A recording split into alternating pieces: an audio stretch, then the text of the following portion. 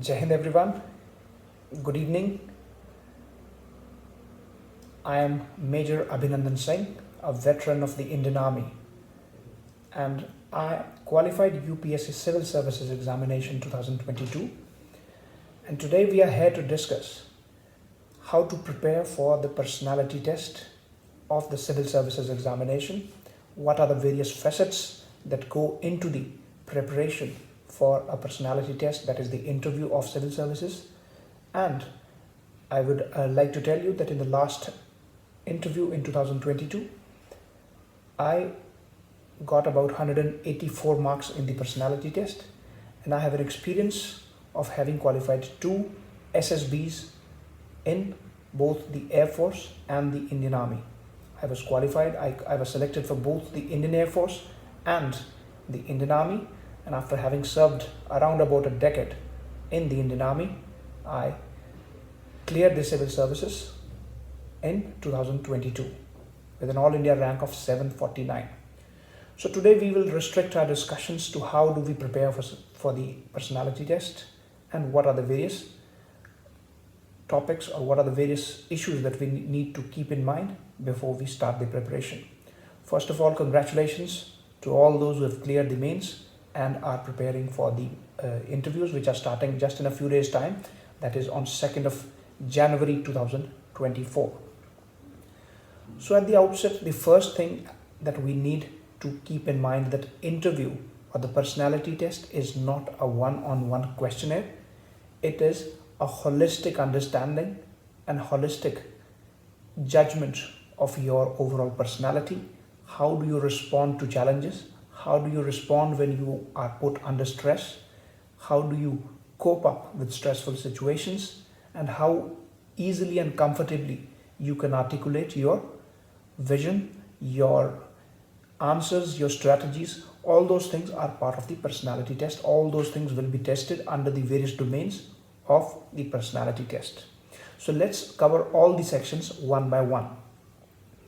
So first of all, when we talk about personality of the individual, the first impression that we have of somebody's personality is through the first sight of that person. That is the way we dress up, the way when we enter the boardroom, how smartly and how confidently we walk up to the chair before sitting, what is the body language, how nervous we are. All these aspects are a part of the first impression that we give to the interview panel. So we have to be very sure about how confidently, with the upright posture, we enter into the boardroom, and with a very strong yet not very loud, a very confident voice. How is the first impression? What is the first impression that we give to the jury or the board members? Also, when we come to the dressing part, it should be there are guidelines regarding it. It should be very cordial, not very flashy colors to be used, sophisticated, a very sober colors and sober choice of your hairstyle and sober choice of the colors of your formals. So the first impression should not be very wonky or something like offbeat, which is very flashy and comes across as something odd. So try not to be pinpointed on that. So after the first impression we are done about it, the second and the most important thing, which cannot be overemphasized, is the art of communication skills. Because the first things, after having seen your personality, for the next 30 to 35 minutes of the conversation that you have, it's all about how good you are at conversations. It is not about the quality of the language that you use, but it is about the various small aspects, like how confidently you converse, you talk to the board. What is the body language? Are you sounding nervous? Do you have eye contact with the board members? So these things are absolutely paramount importance, because we should come across as somebody who is confident, who is sure about whatever we are doing, sure about whatever we are saying, and sure about anything and everything that we are doing in that 30-35 minutes of the interview duration or the personality test duration. So up till now, the first impression we have covered, how you come across. The second thing that we needed to focus upon is the communication skills. So I'll delve a little more into the communication part of it. When I talk about the communication skills, it's not about how verbose you are, how flowery language you use, or how good the words of English or Hindi, or how high quality words you're using. So let me be very clear on this. It is not at all about your verbosity. It is not at all about how good you are with words, but it is everything and anything to do with how confident you sound, with the level of your voice should not be sounding very meek. It should not come across as you are very nervous. You do not have the loudness of the language. One important aspect which I missed is that we need to take into consideration that the board members are highly experienced members. They have 30-35 years of experience in the administrative field. So they are very much aware about the history, everything. You name a thing, they are almost aware of about everything. And one thing that comes to mind is their age should be kept in mind. We have a generation gap when it comes to the board members. They are generally 50 plus and between 50 to 60. So they are the generations of our parents. So we have to take into consideration that when we speak to them, the voice should be clear, it should be audible, should not be loud enough to sound as harsh, and yet it should be confident enough, should be loud enough that you come across as confident. So you need to maintain a very fine balance between not being too loud and not being too meek. It has to be a very balanced, the decibel levels, how loud you are, it has to be very balanced. So and third thing that comes to mind is how relaxed you are, because it is very much, you also know that the moment we are relaxed, we tend to perform better. When we are anxious, we are nervous, our performance tends to go down. So the third thing that we need to make sure is when we are there, we are totally relaxed, we are confident, and we take time. Suppose the board members ask a question, so we need to be very sure and very careful that we do not jump the gun. Jump the gun means that we hear to the question very carefully, because when a question is asked to us, we should not, and in fact we should not come across as being very anxious about answering the question, because unless the last word is finished, we should hold ourselves. We should just take a moment, maybe a couple of seconds, 1 second or 2 seconds, to just, after the question is finished. That will help us in two ways: that we will not come across as somebody who is a little nervous and trying to fast track the things. And the other thing is, it will give us extra seconds, 2-3 extra seconds, to process the question exactly and to answer what is asked exactly. And logically, the next thing that we need to keep in mind is, it is an interview where the time limitation is there. So we need to give ourselves the maximum chance so that maximum number of questions can be asked. And that is only going to be possible when we hit the nail on the head. Hit the nail on the head means whatever the question is asked, come straight to the point first. Answer the question immediately, and then you can just, this is based upon my personal experience. I was told in one of the mock interviews not to meander about and come to the point straight away. So it is a very important thing that given the limitation of the time, we should not be beating around the bush and come to the answer, come to the point, whatever is asked straight away. And post that, if we have some time before the panel intervenes, we can of course add things to it. But the lesson is, come straight to the point and hit the nail on the head, answer the question immediately, and then we can move on to the next question. In this way, we will be able to address maximum questions, maximum facets of our personality. Those questions can be asked, and I'm sure if most of the aspects of your strength and your areas are asked, then of course you will come across as a very knowledgeable person, a very confident person. The only thing is, hit the nail on the head. Okay. Now the next thing that we need to keep in mind is, we have the mostly we will be asked a question in the beginning about introducing ourselves, or tell me about yourself. So this is the most important question, and it can set the tone of the entire interview. because it is something you have been given an open field to say anything and everything that you have done in your life, that your strengths are there, your weaknesses are there.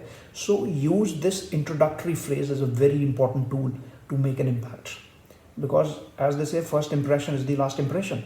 So the first introduction that you give about yourself, it should be very brief, very clear, because this is absolutely sure that this is going to be asked in one form or the other. So what we can do, we can absolutely be sure and be prepared about this question. Think about it, just have a discussion with all your teachers, your friends, and just have a very clear ready-made answer for this. Whatever the things you have done in life, your strengths, your weaknesses, your achievements, your leadership positions, all the important aspects should be highlighted. Whatever the tone of the entire personality test, entire interview can be set by this introduction that you give. So be very clear, and you can steer the direction of the entire conversation based on the introduction that you give. So be very clear about it. So next is, of course, I will briefly touch upon the fact that your body language, your posture, how comfortably and how you are sitting. You should not be sitting in a very lousy way. You should not be very careless in the way you sit, very upright with a straight back. And next is your facial expressions. And the third and the most important thing is your eye contact with the board members.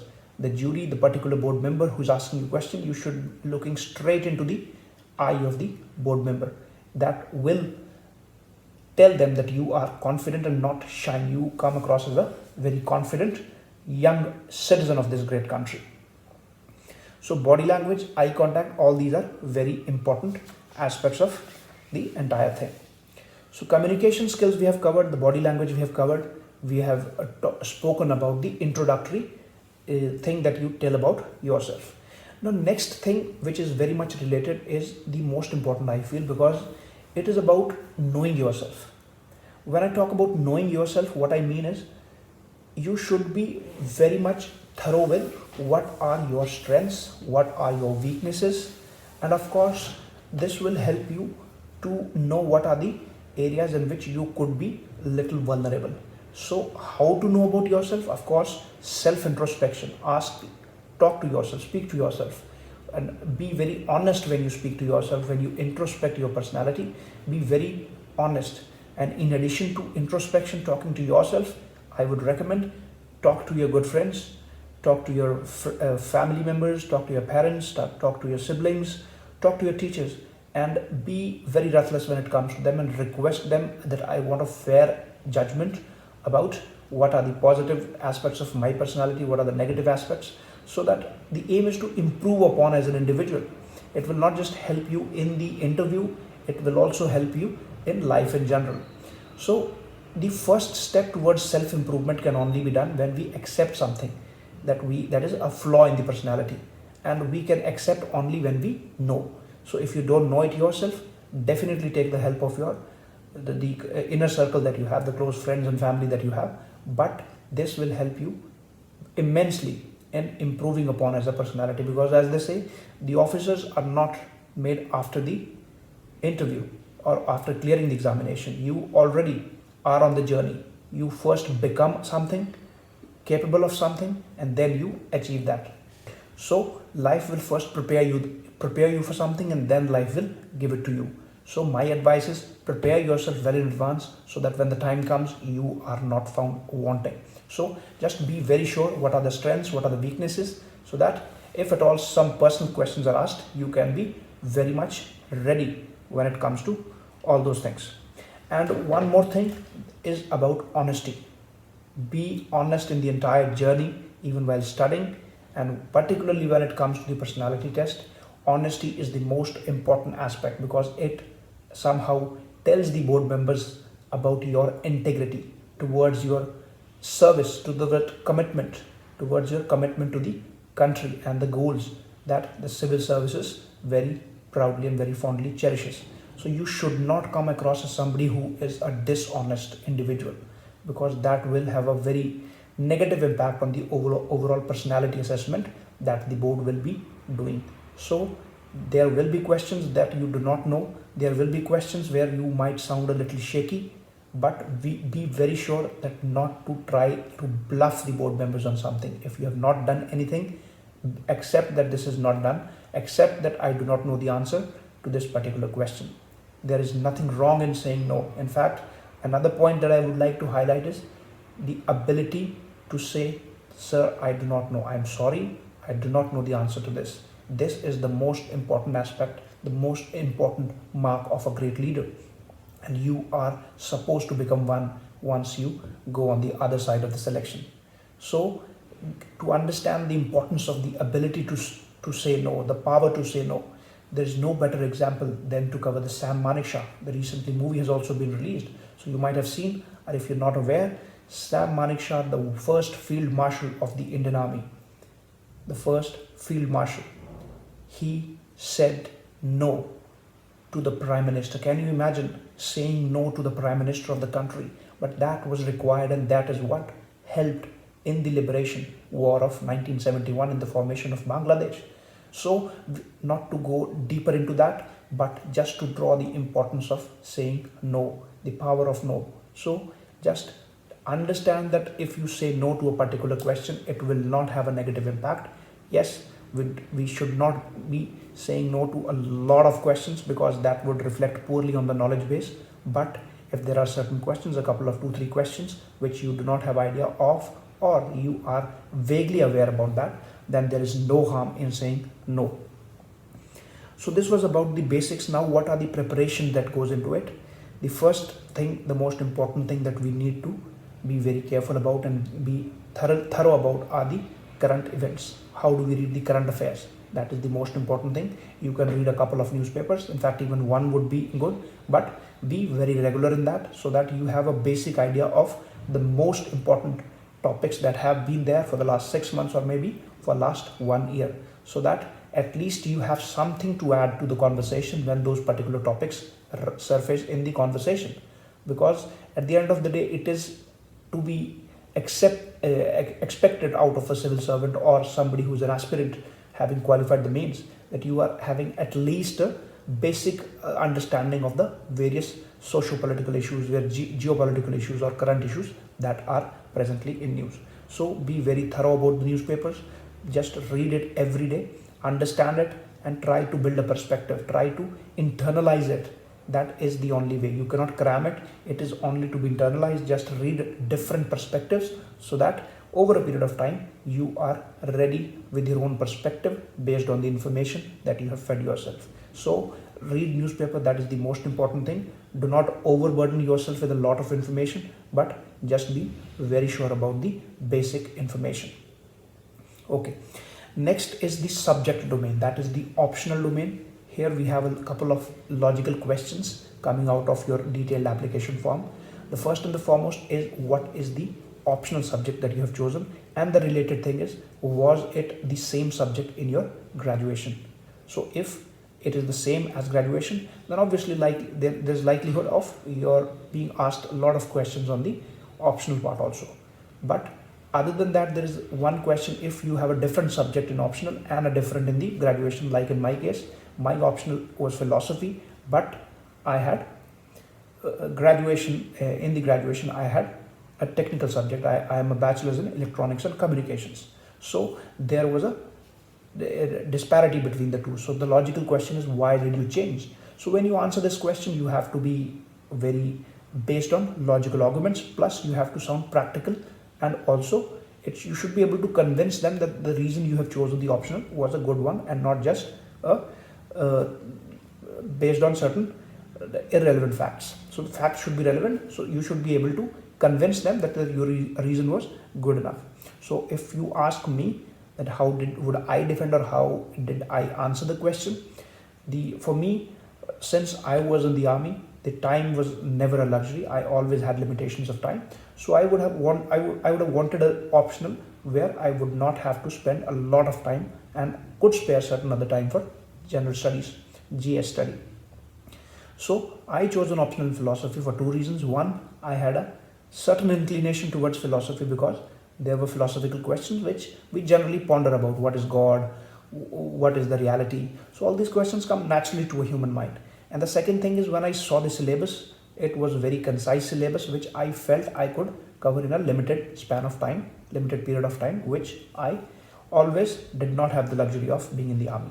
So I think that was a sufficient enough and strong enough argument to defend myself why I switched from technical subject to philosophy as an optional.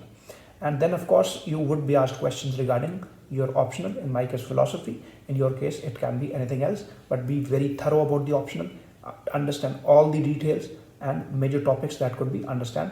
I would recommend just go through the syllabus and even have some add-ons which are not given in the syllabus but related topics important from the world perspective or world history perspective, which could be related to the current events or some important events of the world. For example, in my case, if there were some philosophies which influenced certain events of the world like World War, so I have to be very sure about that. So be very thorough with the optional.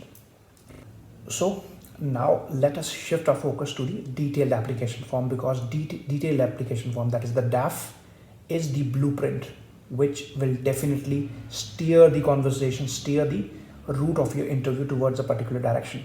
There are many questions which possibly and directly flow out of the DAF. So be very thorough about it. Starting from your name, it could be a question in relation to your name, the meaning, especially if your name is unique, you could be asked the meaning, you could be asked about the origins or some historical figures having the same name. For example, in my case, if my name is Abhinandan, then of course I should know the meaning of it. Then of course there are other things like the current news, if something of my name as the hero of the Balakot's airstrike, Wing Commander Abhinandan.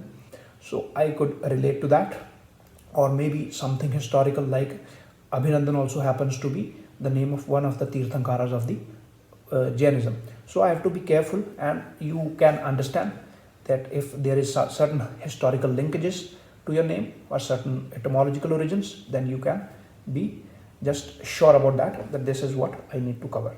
Then of course the next question is regarding your family, your parents, your siblings, what are their professions, the details about the professions that they do, about the social issues concerning those professions. So this also becomes a logical question out of your detailed application form. Also, if you happen to be, your parents happen to be from the central government or from the defense forces, where they would be required to move from one place to another frequently, then you could be asked about various places your parents have served in, or maybe you have moved along with them.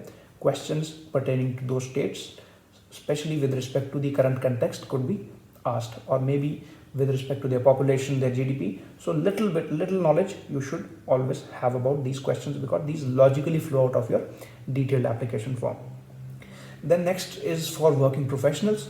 If somebody was working, is working with particular government sector, corporate sector, or somebody in any of the services, then of course we need to be sure about the detailed charter, the charter of duties, what are the various aspects involved in those particular fields. So we have to be very thorough with the professional information, because if we are not aware about our professional information, then we might come across as somebody who has not been very professional in his approach. Then it is a question on our professionalism and integrity, because if we are not aware about the basic duties that a particular profession which we are involved in, then a question on your integrity could be inferred out of it, which is not a very good option for good impression on the board members. Then next we have the questions regarding your hobbies, questions regarding your involvement in the various activities, and questions regarding your leadership positions, whether in work or as a part of certain organizing events in college or school, or in fact even as a part of certain NGOs which you might be part of. So here the only bottom line is be very honest. Do not mention anything which you have not done on ground. If you have already mentioned it, be very sure that you gather as much information as possible before the interview, because if you have not been involved in a particular activity, suppose I mentioned that I've been part of certain NGOs, but actually I have not been part of those NGOs, then somewhere or the other, based on the experience and the expertise of the board members, they will be able to exploit your weaknesses and may be able to infer that you have been dishonest in those particular informations, and then it is again a question on your integrity, which is not a very comfortable position to be if you actually want to qualify. And as far as the achievements are concerned, so whatever the things you have been involved in, be very careful about that. Just understand some related events, related information. Suppose if you are a part of certain debate competitions which have been in memory of somebody, so just have a cursory information about that particular individual. So suppose if I participate in some memorial debate competitions, you should be very, very thorough with that.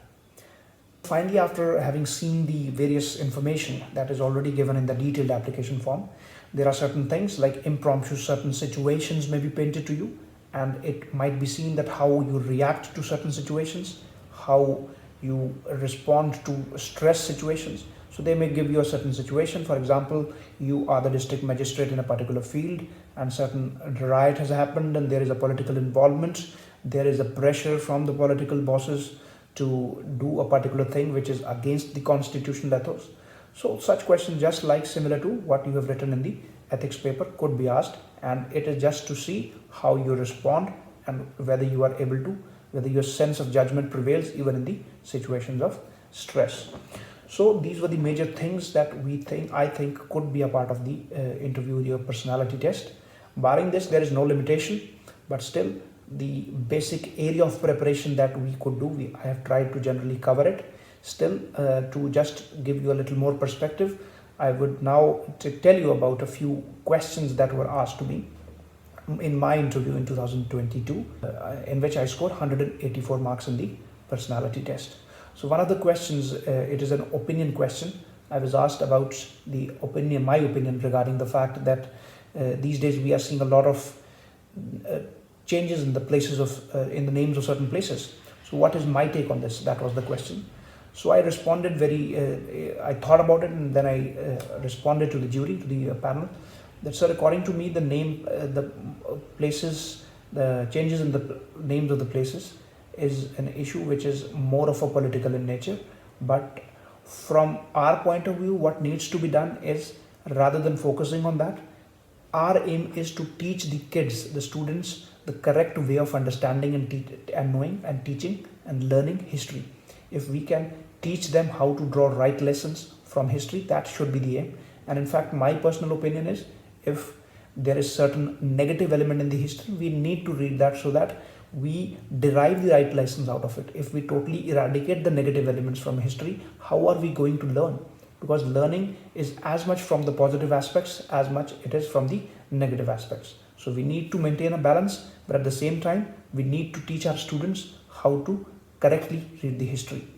Another question I was asked by the chairman of the panel, there was a certain statement which was related to urbanization and its impacts on climate change.